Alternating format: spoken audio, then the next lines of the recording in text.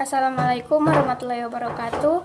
Perkenalkan, nama saya Mutia Lista Bahtiar dari Prodi D3 Keperawatan tingkat 1B dengan NIM PO 7120 124049. Di sini saya akan memaparkan hasil UTS Bahasa Indonesia saya dengan soal yang pertama, yaitu sebutkan dan jelaskan kedudukan dan fungsi bahasa Indonesia serta berikan contohnya. Kedudukan bahasa Indonesia. Yang pertama, bahasa negara. Bahasa Indonesia diakui sebagai bahasa resmi negara Republik Indonesia.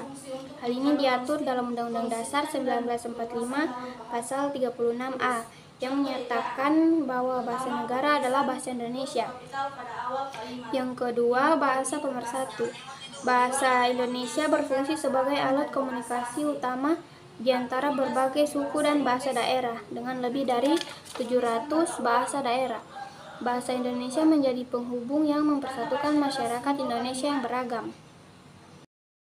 Fungsi bahasa Indonesia. Yang pertama, fungsi komunikatif. Bahasa Indonesia digunakan untuk berkomunikasi dalam berbagai konteks, baik formal maupun informal, contohnya dalam pendidikan, pemerintahan, dan kehidupan sehari-hari. Yang kedua, fungsi pendidikan. Bahasa Indonesia menjadi bahasa pengantar di lembaga pendidikan dari tingkat dasar hingga perguruan tinggi. Misalnya mata pelajaran seperti bahasa Indonesia dan pendidikan kewarganegaraan diajarkan dalam bahasa Indonesia ini. Yang ketiga, fungsi budaya. Bahasa Indonesia berfungsi sebagai sarana untuk menyampaikan dan melestarikan budaya Indonesia. Karya sastra, lagu, dan film sering kali digunakan bahasa Indonesia untuk menyampaikan nilai-nilai budaya. Yang keempat, fungsi administratif. Dalam konteks pemerintahan, bahasa Indonesia digunakan untuk dalam dokumen resmi, perundang-undangan, dan komunikasi antar instansi. Contohnya, surat keputusan, laporan, dan notulen rapat menggunakan bahasa Indonesia. Yang kelima, fungsi ekonomi. Bahasa Indonesia juga memiliki peran dalam dunia bisnis dan ekonomi. Banyak perusahaan menggunakan bahasa Indonesia dalam iklan, pemasaran, dan komunikasi internal. Contoh penggunaan bahasa Indonesia. Yang pertama, komunikasi sehari-hari. Apa kabar, sudah makan? Yang kedua, pendidikan. Hari ini kita akan belajar tentang sejarah Indonesia. Yang ketiga, dalam dokumen resmi. Surat keputusan nomor 12 tahun 2023 tentang penetapan hari libur nasional. Yang keempat, sastra. Novel atau puisi yang ditulis dalam bahasa Indonesia seperti karya Pramoedya Ananta Toer. Kita masuk pada soal yang kedua, jelaskan pengertian ragam bahasa Indonesia dan memberikan masing-masing contohnya. Ragam bahasa Indonesia merujuk pada variasi bahasa yang digunakan dalam konteks yang berbeda, baik dalam situasi formal maupun informal, serta berdasarkan daerah, bidang, dan latar belakang pengguna. Berikut adalah beberapa ragam bahasa Indonesia yang beserta dengan contoh. Yang pertama, ragam baku. Ini adalah bentuk bahasa yang sesuai dengan kaidah yang ditetapkan oleh lembaga bahasa. Contohnya, selamat pagi, bagaimana kabar Anda? Yang kedua, ragam non baku. Ini adalah bahasa yang tidak selalu mengikuti kaidah formal. Contohnya, pagi, gimana kabarnya? Yang ketiga, ragam daerah. Variasi bahasa yang dipengaruhi oleh daerah asal penuturnya. Contohnya, penggunaan kata bajai di Jakarta untuk menyebut kendaraan roda 3, sementara di daerah lain mungkin tidak dikenal. Yang keempat, ragam ilmiah.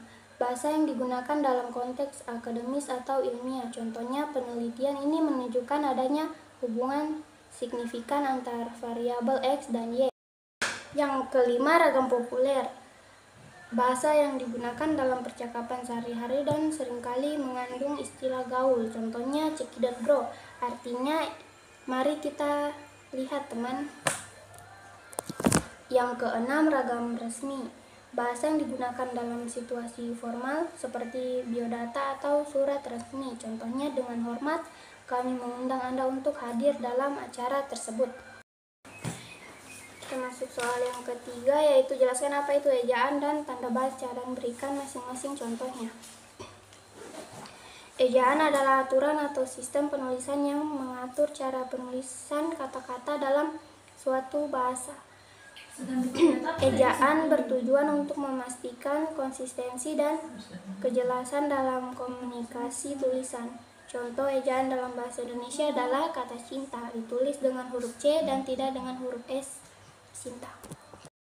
Tanda baca adalah simbol yang digunakan dalam tulisan untuk membantu pembaca memahami struktur dan intonasi kalimat. Tanda baca memisahkan ide, menunjukkan jeda, dan mengindikasikan hubungan antar kalimat. Contoh tanda baca dalam bahasa Indonesia adalah yang pertama titik, digunakan di akhir kalimat pernyataan. Saya pergi ke pasar. Titik. Yang kedua koma, digunakan untuk memisahkan elemen dalam kalimat. Saya membeli apel, koma, jeruk, koma, dan pisang. Yang keempat, jelaskan pengertian diksi dan berikan contohnya dalam kalimat. Diksi adalah pemilihan kata yang tepat dan sesuai dalam suatu karya tulis atau ucapan yang mempengaruhi makna dan nuansa. Misalnya, dalam kalimat, dia berlari cepat, diksi yang lebih kuat bisa menjadi dia meleset dengan gesit. Pilihan kata meleset memberikan kesan lebih dinamis dibandingkan berlari. Soal yang kelima, berikan contoh seperti apa itu kalimat efektif dan jelaskan pengertiannya. Kalimat efektif adalah kalimat yang jelas, padat, dan mudah dipahami. Contohnya, siswa belajar dengan giat untuk ujian. Kalimat ini langsung menyampaikan makna tanpa kata-kata yang berlebihan. Pengertian kalimat efektif mencakup penggunaan struktur yang tepat dan pemilihan kata yang sesuai agar pesan tersampaikan secara maksimal. Soal yang keenam, jelaskan pengertian paragraf dan jelaskan pula pengertian paragraf deskripsi, eksposisi, narasi, argumentasi, dan persuasi. Paragraf adalah satuan tulisan yang terdiri dari beberapa kalimat yang berkaitan dan membahas satu ide, pokok, atau tema tertentu. Paragraf berfungsi untuk menyampaikan informasi, pendapat, atau cerita secara berstruktur. Jenis-jenis paragraf. Yang pertama, paragraf deskripsi. Paragraf deskripsi bertujuan untuk menggambarkan suatu objek, tempat, atau peristiwa secara detail. Paragraf ini menggunakan bahasa yang kaya akan detail sensorik, penglihatan, pendengaran, penciuman, perasaan, untuk membantu pembaca membayangkan apa yang dijelaskan. Yang kedua, paragraf eksposisi.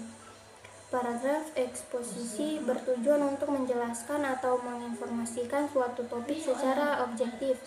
Dalam paragraf ini, penulisan menyajikan fakta, data, atau penjelasan tanpa memasukkan opini pribadi, sehingga pembaca dapat memahami tema yang dibahas. Yang ketiga, paragraf narasi.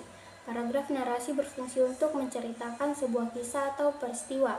Paragraf ini memiliki alur yang jelas, biasanya terdiri dari pengantar, inti, dan penutup. Penggunaan waktu dan urutan kejadian sangat penting dalam narasi. Yang keempat, paragraf argumentasi. Paragraf argumentasi digunakan untuk meyakinkan pembaca tentang suatu pendapat atau ide tertentu.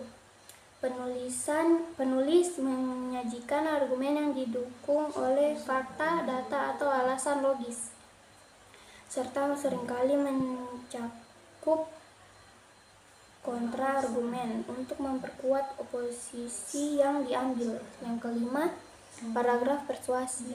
Paragraf persuasi bertujuan untuk membujuk pembaca agar melakukan sesuatu atau menerima suatu pandangan. Berbeda dengan argumentasi, paragraf ini lebih fokus pada pengaruh emosional dan retorika untuk menggerakkan pembaca. Itulah yang dapat saya sampaikan, lebih dan kurangnya mohon dimaafkan. Saya ucapkan terima kasih.